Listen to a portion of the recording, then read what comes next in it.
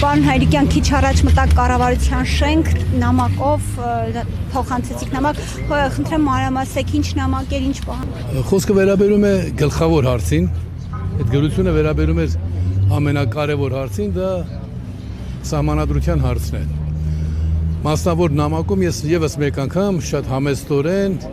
համբերատարությամբ մեզ աշխատել չիմացող կամ միտումնավոր կերպով իրենց որպես աշխատել չիմացող ներկայացուցիչներին իշխանության, ես չգիտեմ հատկապես որ օղակն է դա անողը, մենք տեղեկացնում ենք, որ արդեն 5 տարուց ավելի սկսած սահմանադրական բարեփոխումների գործընթացը, ամբողջ գործընթացը իրականացվում է առանց այլընտրանքների քննարկման։ Շատ, ինչպես ուսուցիչը դպրոցականին աշակերտին կամ մանկապարտեզի սանին կասի, նույն ոճով բացատրում եմ, որ երբ այլընտրանքն է քննարկվում, նույնիսկ կարող է չընդունվել, բայց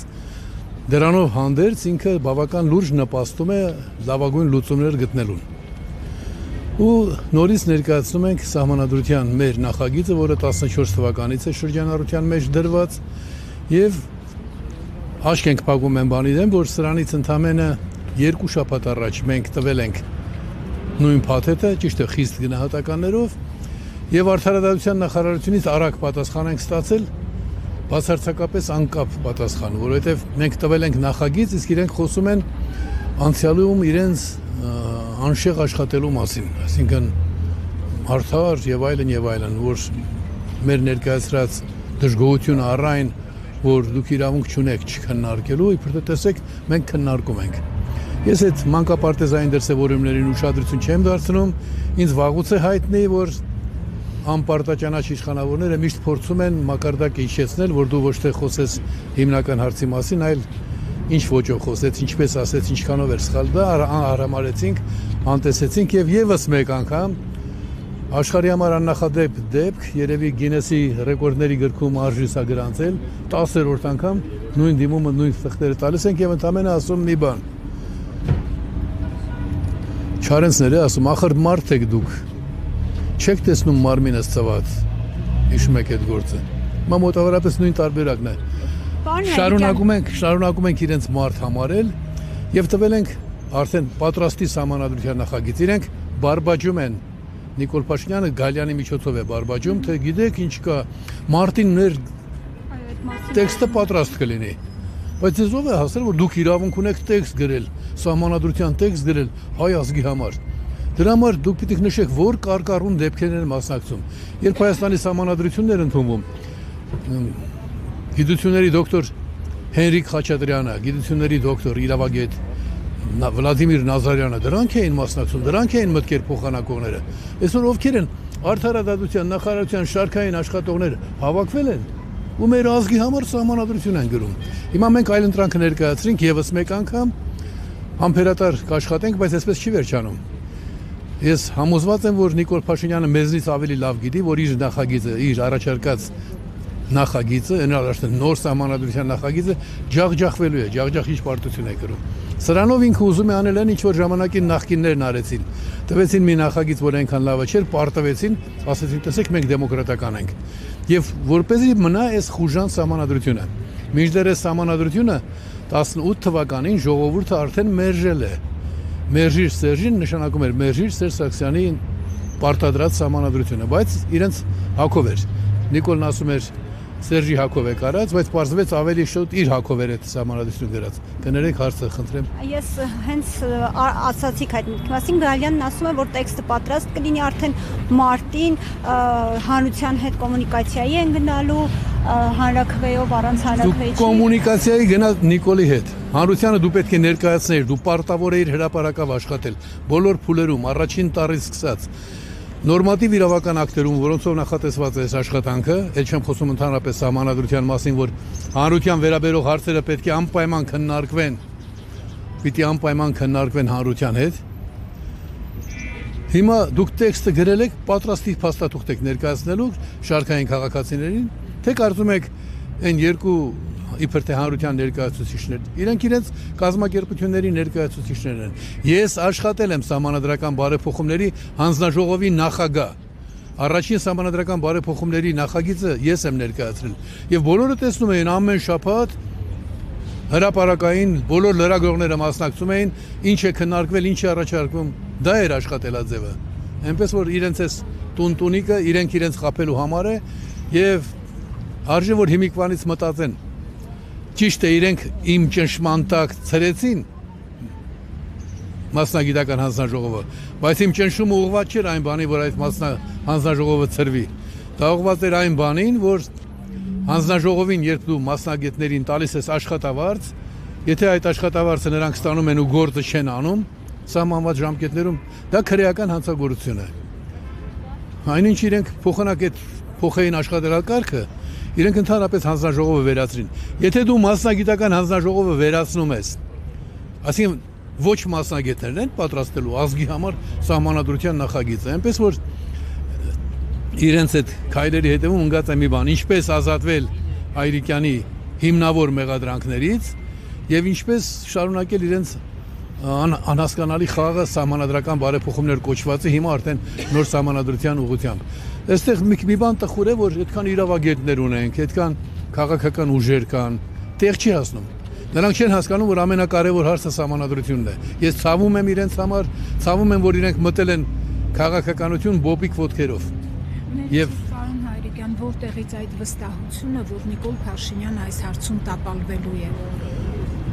Սահմանադրական բարեփոխումների, դուք նկատի ունեք այս մթնոլորտում, դուք ճիշտ եք ասում։ Ես հիշում եմ ինչ ասացի, բայց ձեր հարցի իմաստը ուզում եմ բացել մի քիչ։ Ուրեմն այսօր սահմանադրական փոփոխություն, արդեն նոր սահմանադրություն գրելու ճանապարհին ինքը պարզ է, որ գնում է տարբեր տեսակի խորամանկությունների։ Հարցնում են, չէ՞ արդարադատության նախարարին, դա նշանակում է հարցնում են Նիկոլին, այս կարևոր հարցերի մասին գնահատական ունեք, մեկի մասին ինքն ասում է, մենք պետական կառավարման համակարգը չենք փոխում։ Ուրեմն հրապարակը ամբողջ մարդկության առաջ ասում եմ, միայն իդիոտներն են սահմանադրական փոփոխությունների գնում եւ նոր սահմանադրություն ընդունում, նոր սահմանադրություն։ Երբ պետական համակարգը չես փոխում։ Մնացյալ բոլոր դեպքերում 99%-ով պետական համակարգը փոխելն է լինում պատճառը, որ սահմանադրությունը փոխում։ Երկրորդ հարցը ինքն ասում է մենք դեռ չենք որոշել։ Ողջ հանրությանը հետաքրքրում է այն հարցը, թե հռչակագրի մասին դրույթը մնալու է, թե ոչ։ Նաև եկեղեցու վերաբերյալ, բայց եկեղեցու վերաբերյալ ինչ որ հայտարարություններ անում են, դա չի հիմնական առանցքային խնդիրը։ Իրենք չեն էլ ակնարկել, որ եկեղեցու դերակատարությունը նվազեցնելու միտում ունեն։ Բայց շրջանառության մեջ է, չէ՞, թշնամիների Թուրքիան եւ Ադրբեջանը այս պահի դրությամբ թշնամի երկրներ են։ Մեկը թշնամի է նրանով, որ իր իրականացրած ցեղասպանությունը եւ Հայաստանի բռնազավթումը չի դատապարտել մինչև այսօր 20 թվականին ռուս-թուրքական բռնազավթում եղավ Հայաստանի եւ չի դատապարտել, ասենք, Եվրոպական միության կողմից ընդունված ցեղասպանությունը։ Եվ մյուսը ռազմագերիներ է պահում այսօր եւ իրականացրել է ցեղասպանություն մեր օրերին։ Իդեպ միանգամից այստեղ մի շատ կարևոր բան ասեմ, երբ Նիկոլ Փաշինյանն ասում է մենք արցախցիներին թույլ չենք տա վերադառնալ, դուք էլ մի խոսեք ադրբեջանցիների Հայաստան գալու մասին, ինքը դրանով ընդառաջ է գնում եւս մեկ այլ դավադրության։ Կոմունիստական բռնապետության օրոք Հայաստանից 100,000-ից ավելի ադրբեջանցիներ են տեղափոխվել Ադրբեջան եւ կրկնակի ավելի, եթե ոչ եռակի, հայեր են եկել Ադրբեջանից Հայաստան։ Դա եղել է կոմունիստների օրոք։ Կոմունիստների օրոք կատարված ժողովրդագրական փոփոխությունները նույնացնել Արցախում իրականացված ցեղասպանության հետ, դա նույնպես հանցավոր մոտեցում է եւ կարող եմ ասել ազգային շահերի դավաճանություն։ Ուրեմն այդ երկու թշնամիների ներկայացրած հիմնական պահանջը սահմանադրության մեջ այդ կետի հանունն է։ Ուրեմն հանրությունը բոլոր հարցերը կարող էր թողնել մի կողմ, քննարկել միայն այդ մի հարցը, ինչպես սահմանադրական դատարանը քննարկեց եւ ժամանակին գնահատական տվեց, չէ՞։ Ինչի՞ ես դու գուցե գիտեք անաչառ լինենք մինչև վերջ, գուցե իրենք ուզում են այնպես ներկայացնել կամ ժամանակ շահել, թե մենք իսկապես այդ հարցը քննարկում ենք, կարող է ադրբեջանցիք ճշմարիտ են, բայց լսիր, քո սահմանադրական դատարանը որոշում է ընդունել։ Դու այդ ով եղար, որ սահմանադրական դատարանի ընդունած որոշումից հետո դեռ այդ հարցը քննարկելի համարես։ Դու պիտի կտրուկ վճռական ասեիր, մենք տվել ենք մեր սահմանադրական դատարանին ոտնձգություն եւ սահմանադրական իրավունքի խախտում, հարևան պետության ինքնորոշման խախտում չկա։ Պարոն Հայրիկյան, նախորդին Բաքվում Արցախի ղեկավարները հիմնական մասը ցմահ ազատազրկման դատապարտվեցին, այս ֆոնին գաղտնիք չէ, որ Նիկոլ Փաշինյանն է խոսում խաղաղության դարաշրջանի մասին, Աբու Դաբիում էլ Նիկոլ Փաշինյանն Իլհամ Ալիևը ինչ որ խաղաղության մրցանակ ստացան, որքանով է սա տրամաբանական խոսել խաղաղության մասին, համոզել, այսպես վստահեցնել ժողովրդին, որ գնում ենք խաղաղության ճանապարհով, այն դեպքում, երբ Բաքվում ցմահ ազատազրկման են դատապարտվում։ Ես համաձայն եմ ձեր հարցում հնչած հիմնական գաղափարի հետ։ Բաքվում մահապատժի դատապարտվեցին հայ մարդիկ հայ լինելու համար ոչ թե Ալիևի կողմից, այլ նրանք արդեն նախադատապարտված էին Նիկոլ Փաշինյանի կողմից։ Տարիներ առաջ, երբ խոսք էր գնում այն բանի մասին, որ այն թույլատրելի է խաղաղության մասին խոսել, երբ այնտեղ կան քաղաքականավորներ, ռազմագերիներ, պատանդներ, սրանք ասում էին դիմացեք էլի մի ամիս, երկու ամիս դիմացեք։ Մինչդեռ դա պիտի առաջին հարցը լիներ եւ շատ པարզ ու հասարակ։ Ձեզ հետ ոչ մի խոսակցություն, քանի դեռ մի հայ մարդ գերի է։ Տեսեք, մենք ունենք ռազմագերիներ եւ խաղաղություն։ Խաղաղության վրա խաչ է քաշված, ինչու՞։ Եվ չի կարող լինել խաղաղություն եւ երբ կան ռազմագերիներ ու պատանդներ։ Մեր գլխավոր նպատակը այսօր էստեղ օրինակ ծառայել են բանի, որ պետք է սահմանազատվել։ Նիկոլը մերը չի, հայ ժողովրդինը չի, ովքեր սա հասկանում են եւ մեր կողքին չեն կանգնած։ Նրանք այդ հնարավորությունը երկար ժամանակ չէ որ ունենալու են։ Վաղը բոլոր հայերը հայտնվելու են այդ ռազմագերիների վիճակում։ Դա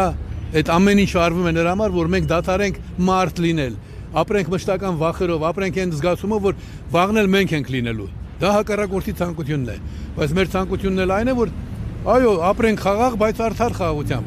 Անարդար խաղաղությունը ոչ մի լավ բանի երբևէ չի հանգեցրել։ Տեսեք, մենք այսօր սահմանադրությունը որ տվեցինք նախագիծը, այնտեղ գրված է բացարձակ ժողովրդավարության սահմանադրությունը վերջապես հասկացեք դուք, հասկացեք, որ դիմում ենք Նիկոլին, որ սա ոչ միայն հայ ժողովրդին է նպաստելու, այլ լինելու է քաղաքակրթական ներդրում։ Այդպիսի հնարավորություն ուրիշ ոլորտում մենք չունենք։ Չկա մի բան, որի մասին մենք խոսենք ու ասենք, որ սա գիտեք համամարտկային նշանակության մի բան է։ Ոչ իրավախախտումներին։ Մենք ընտրել ենք մի կարգախոս, որը իր մեջ ներառում է բոլոր խնդիրները։ Այսինքն, եթե դու բողոքում ես, օրինակ, հարկային տերորից, տեսել եք, չէ՞, այնտեղ ոչ հարկային տերորին, դա իրավախախտում է, սոցիալական պետության մեջ քաղաքացիների իրավախախտում է։ Այսինքն, մեր հիմնական կարգախոսը այսօր այստեղ գալու եւ հաջորդ ուրբաթ օրը արդեն ժամը 5-ին էլի պիտի հավաքվենք, այդ մարդկանց խնդրանքով ենք ժամերը բարձրացնում, որտեղ ասում են մենք աշխատում ենք, շատ կուզեինք ներկա լինել, ինձանդ մեջ գրում, զանգարում են, ձեզ հետ ենք, համաձայն ենք, բայց խնդրում ենք աշխատանքային ժամը հաշվի առեք։ Եվ ամսի 18-ին, այսինքն մենք ամսի 13-ին եւս մի անգամ նախապատրաստական հավաք կանցկացնենք, կասենք, կիրազեկենք, թե ինչ պատասխան ենք ստացել, օրինակ արդարադատության նախարարությունից մի անգամ ստացել ենք ծիծաղելի, իրավագետներն ասում են սա աբսուրդ է։ Բայց ես հասկանում եմ, որ մեզ ուզում են բարձր մակարդակից իջեցնել շարքային աշխատողների հետ քրիվ տալու մակարդակի։ Դրա համար դրան չեմ անդրադառնում։ Եվ փետրվարի 18-ին արդեն մենք այլ կարգավիճակում, այլ հոգեվիճակում եւ այլ ներկայությամբ այստեղ խոսենք։ Պարոն Հայրիկյան, այստեղ պաստառներից մեկի վրա գրված է ազատություն քաղաքական բանտարկյալներին, սակայն արդարադատության նախարար Սրփուի Գալյան օրերս իր մամուլի ասուլիսում եւս մեկ անգամ պնդեց, որ Հայաստանում մեր երկրում քաղբանտարկյալներ չկան, այսպես օրինակ բերելով, որ եվրոպական ոչ մի զեկույցում դրա մասին չկա, չի հրապարակվել, որ մեր երկիրն ունի քաղբանտարկյալներ, այս մասով ինչ։ Եվրոպական պարլամենտի եւ Եվրախորհրդի խորհրդաժողովի տարբեր նիստերում հնչում են խոսակցություններ դրա մասին, հնչում են ելույթներ եւ Տիկին Գալյանին իրազեկեմ, ինքը երևի տեղյակ չի պարզապես, որ աշխարհի բոլոր բռնապետություններում, բոլոր բռնապետների խոսնակները իրենց պարտն են համարել մշտապես նշել, որ իրենց երկրում քաղաքականավոր չկա։ Ես որ 20 տարի բռնադատված եմ եղել, 20 տարի 3 ամիս, եւ որոնցից 10 մոտավորապես 18 տարին եղել եմ բանտերում եւ աքսորավայրում, եղել եմ աշխարհով մեկ ճանաչված քաղաքականավոր, սովետական օրենքներով կոչվում էի պետական հատուկ վտանգավոր հանցագործ, այսինքն քաղաքականավոր չկար,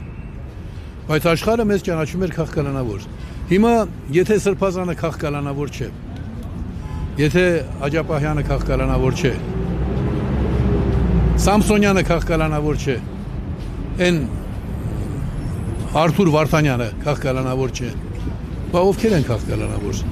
Եթե մարդը իշխանության այդ տարաձայնությունների եւ իր տեսակետը արտահայտելու համար պատասխանատվության է կանչվում, իր կարծիք հայտնելու համար, դա արդեն քաղաքականավոր է, այնպես որ մենք երևույթին պիտի նայենք միջազգային իրավունքի տեսանկյունից, բազմաթիվ հայ առաքելական եկեղեցու դեմ հետապնդումների ամբողջ ընթացքը, ինչ է, սա բռնապետական պետությանը հարիր կեցվածք է ու քաղաքականավորներ ցավոք սրտի Հայաստանում կան, այդ ինչի էր Նիկոլ իրեն կոչում քաղաքականավոր, պարզ հարց, Գալյան, եթե այս մարդիկ քաղաքականավոր չեն, Նիկոլ Փաշինյան կոչված երբ բանտում էր, ինչի էր քաղաքականավոր համարվում, ինքը ավելի վատ բան էր արել, ինքը անմիջականորեն մասնակցել էր մեծ սադրանքին եւ Լևոն Տեր-Պետրոսյանի հետ ուրախանում էին, չէ՞, ինչ լավ է, որ այսօր այսքան մարդ սպանվեց, այս գիշեր ես հանգիստ քնեցի։ Ու հետո Նիկոլը բանտից ասում էր ես քաղաքականավոր եմ, խելքի կրակ, խնդրում եմ ինձ օգնեք, այն լավ մանրամասները չասեմ, այնպես որ Տիկին Գալյան, դուք էլ կրթվելու դեռևս ճանապարհ ունեք, Նիկոլի գործիքը լինելը որևէ մեկին պատիվ չի բերի, որևէ մեկի գործիքը լինելը որևէ մեկի պատիվ չի բերում, այնպես որ զգուշացեք, բայց պատասխանատվությունը անխուսափելի է։ Միայն այն բանի համար, որ 200 միլիոն դրամ աշխատավարձ եք տվել առանց որևէ աշխատանքի արդյունք ստանալու, ապօրինի վարձատրություն, ինչքան էլ որ հանձնաժողովը վերացրել եք, Տիկին Գալյան, դուք, ձեր նախորդները եւ Նիկոլ Փաշինյանը, դա արդեն պատասխանատվության ենթակա գործ է։ Այլ բան, որ ես որպես գլխավոր մեղադրանք ներկայացնող ժամանակը խնդրեմ ասեմ մեղ մոտեցեք։ Այսինքն մահապատժի ենթարկում, նկատի ունեմ ծամամի բանդարկեք։ Այդ այլ բան, ես իմ մարդասիրական վերաբերմունքը ցույց կտամ, ինչպես իմ հանդեպ մահափորձ իրականացրած մարդկանց ասել եմ, որ ներեք բանտից ազատեք, բայց պատասխանատվության չի ենթարկել նշանակում է օրինականացնել եւ մեր կյանքի անբաժանելի մասը դարձնել նման գործելակերպը։ Վստահ լինելով, որ քննարկումների ընթացքում մանրամասների մասին հնարավոր կլինի խոսել, այսօր միայն ներկայացնում եմ սահմանադրության փոփոխությունների նախագիծը եւ նրա ելակետային դրույթը։ Հայեցակարգը ներկայացում է նաեւ բացի գրավոր փաստաթղթերից այդ տրցակից ես այստեղ ներկայացնում եմ նաեւ այն կայքեջը www.demos.am, որով իրենք կարող են նաև էլեկտրոնային տարբերակը ստանալ։ Խնդրում եմ, եթե որոշեք փոխանցել Արդարադատության նախարարություն, հետևեք, որ իմ հանրագիրը քննարկվի առարկայորեն եւ ըստ էության։ Սա ընդհանրապես բոլոր պաշտոնյաների պարտականությունն է։ Ստանում ես հանրագիր, փոխանցում ես այլ կառույցի, դու պետք է հետո նրանցից պատասխան ստանաս։ Բայց քանի որ այստեղ աշխատել չգիտեն, բացի պարգևավճար տալուց ուրիշ աշխատանքի չեն տիրապետում, մասնագետների օգտագործում են ինչ-որ բաներ անելու համար, ուրեմն ուղարկել են այնտեղից մի անմակարդակ պատասխան է եկել, այսինքն ես ուղարկում եմ սահմանադրության նախագիծ, Արդարադատության նախարար գլխավոր քարտուղարը անունը չտա մեղք է, երեխեք ունի կարող երեխեքը ամաչեն իրենց պապայի համար, դրա համար անունը չեմ տալիս։ Ուրեմն գրում եմ, որ գիտեք դուք չեք նշել, թե երբ եք անցած անգամ մեզ գրություն ուղարկել։ Այդ տղայիկ ջան, այդ Տիկին Գալյան, ես տվել եմ փաստաթղթերի տրցակ, դուք ամոթ չունեք, դուք Հայրիկյանին բարև տալու համար պետք է զգաց կանգնեք։ Ազգային ազատագրական պայքարի առաջնորդը ձեզ մարդ ուտեղ է ներել, թղթեր է ուղարկում։ Ու դուք ինչ եք անում։ Ասում եք դուք չեք նշել, թե նախկինում, բա ուղարկած թղթերն ինչ եղան։ Դրա համար եմ ես այստեղ վարչապետին նշում, եթե վարչապետ ես, թուղթ ես ուղարկում, տես ոնց է կատարվում քո հանձնարարությունը, ինչպես են քննարկում։ Այս անգամ կրկին դրանք տվել ենք եւ նշում եմ այստեղ, որ կցում եմ սահմանադրության նախագիծը եւ սահմանադրական փոփոխությունների հայեցակարգը։ Ուրեմն սիրելի հայրենակիցներ, դուք այսօր իմ այս խոսքը կլսեք նաեւ այլ միջոցներով, ովքեր որ կլսեն ու կշարունակեն իրենց տանը պատերի տակ կամ սուրճ խմելիս բողոքել իշխանություններից եւ իրենց պարտքը չեն համարի ներկայանալ եւ իրենց բողոքը հայտնել, թող իմանան, որ իրենք անմակարդակ ստախոսներ են։ Իրենք ոչ էլ բողոք ունեն, իրենք հիացած են այս իշխանությունների գործունեությամբ, դա իրենց իրավունքն է։ Ես չեմ ասի հետո ինչ է հաջորդելու նրան, այն ռազմագերիները, որ այսօր կան, դա ձեզ համար նախազգուշացում է։ Ինչպես աշխարհի համար նախազգուշացում է Արցախում իրականացված ցեղասպանությունը։ Արցախի նկատմամբ պատերազմական գործողությունները տեսեք ինչ զարգացում ունեցան։ Հայությունը աշխարհի ամենահետին ազգը չէ, հակառակը։ Շատ բաներ մարդկությունը չասեմ, ամենակարողը ստուգում է հայերի նկատմամբ վերաբերմունքով։ Արցախում եղավ ուժի կիրառում եւ աշխարհը բավարար ուշադրություն չդարձրեց, անկախ Նիկոլի պահպանցքից։ Ուրեմն սա լավ է, հաջորդը Ուկրաինան։ Եվ այսպես կշարունակվի, եթե մենք հաշվի չառնենք, որ մենք ամենակարողի ուշադրության կենտրոնում ենք։ Դրախտավայրը ստեղծվեց Հայաստանում, բոլորը գիտեն, աշխարհը գիտի։ Լավ, ջրհեղեղից հետո թողել դե նավը Նոյան տապանը չկար Հայաստան։ Գրելը հայերը չեն գրել, շումերներն են գրել, հետո էլ գրել հրյաներն են գրել։ Այսինքն դա բացարձակ ճշմարտություն է։ Աստված իր որդուն ուղարկեց, այդ որդին որտեղ գտավ միջավայր առաջինը, պետականորեն ընդունելու։ Էլի մեր երկիրը բազմաթիվ վկայություններ կան։ Նրանց մասի չեմ խոսի, որտեղ շատ անհատական են։ Ուրեմն մենք հաջորդ ուրբաթ օրներ ենք հանդիպում ամսի 13-ին ժամը 5-ին արդեն եղանակները բացվում են։ Եղանակի հետ կապ չունի, մենք մեր բողոքի ցույցն ենք հայտնում եւ այդ բողոքի առանցքում ընկած է ոչ իրավախախտումների։ Ինչ այլանդակություն, որ Հայաստանում կա, ընդհանուր առմամբ կապված է իրավախախտումների հետ։ Իսկ ամսի 18-ին, եթե այս հրապարակը լծված չլինի, մենք անելու բան չունենք, մենք մերն անել ենք, այս պաստառները, որ այսօր պահել ենք 20-30 հոգով, դա արդեն մենք մեր բողոքն արտահայտում ենք։ Իսկ են տնային պայմաններում կամ ոչ տնային պայմաններում իշխանությունների դժգոհները պիտի հասկանան, որ իշխանությունները համարում են, որ իրենցից դժգոհ չկա եւ ճիշտ են անում։ Ինչ որ ձեզ անում են դա քիչ է, որտեղ եթե բողոք ունեիք, պիտի ձեր այդ բողոքը դուք դրսևորեիք։ Ձևը չգիտեք, ահա ձևը ցույց եք տալիս։ Ձևը ցույց եք տալիս, հրավիրում եք, ձեր փոխարեն լավ մի կյանք 20 տարի նստեցի բանտերում։ Հիմա փաստ է։ Նույն համառությամբ այսօր շարունակում եմ ձգտել մեր երկիրը դարձնել աշխարհի ներողություն 20 տարի չեմ նստել։ Նստել եմ աքսորներ հետը 18 տարի։ Այդ 2 տարին բռնադատման աքսորման պահ է։ Սա բանասած չէ։ Ուրեմն այսօր էլ մենք հետևողականորեն ուզում ենք, որ մեր երկիրը պատկանի քաղաքացիներին, որ որովե լակոտ չգնացի։ Ես ինչ ուզում եմ, դա էլ բանակցում եմ։ Այդ տղա, այդ փոքրիկ անշնորհք, սա հայրենիք է։ Դու ժողովրդի առաջ ես պատասխանատու։ Տերը ժողովուրդն է։ Դրա համար պիտի սահմանադրությամբ ամրագրվի։ Կա ժողովրդի կողմից ընտրված վարչապետ